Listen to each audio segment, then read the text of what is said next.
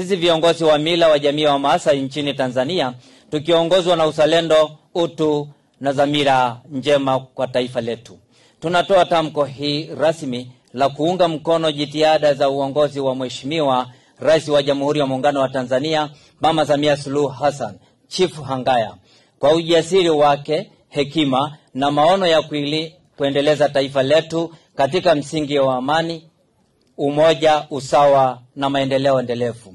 Tunatambua mchango mkubwa wa Mheshimiwa Rais katika kuimarisha ustawi wa jamii zote nchini, hususan jamii za wafugaji na makundi mengine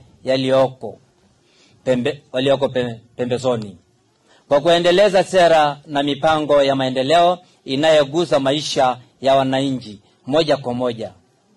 Tunatoa wito wa jamii yote ya wafugaji wa Kimaasai na wananchi wote kwa ujumla kujitokeza kwa wingi tarehe 29 Oktoba 2025 kushiriki kikamilifu katika uchaguzi mkuu wa taifa letu kwa amani, utulivu na umoja, na kupiga kura kwa Mheshimiwa Rais wetu Mama Samia Suluhu Chifu Hangaya. Tuwe nguzo wa amani, nuru ya matumaini na urithi wa zamani kwa taifa letu.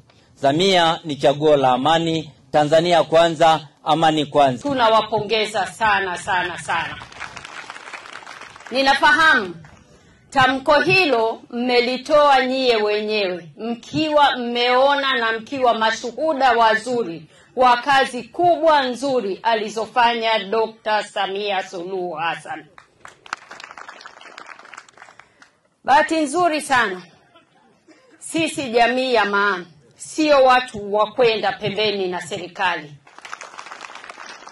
Na moja ya vitu muhimu sana ambavyo binadamu yoyote anapenda ni kuthaminiwa, kuheshimiwa na kutambulika kazi kubwa nzuri anayoifanya.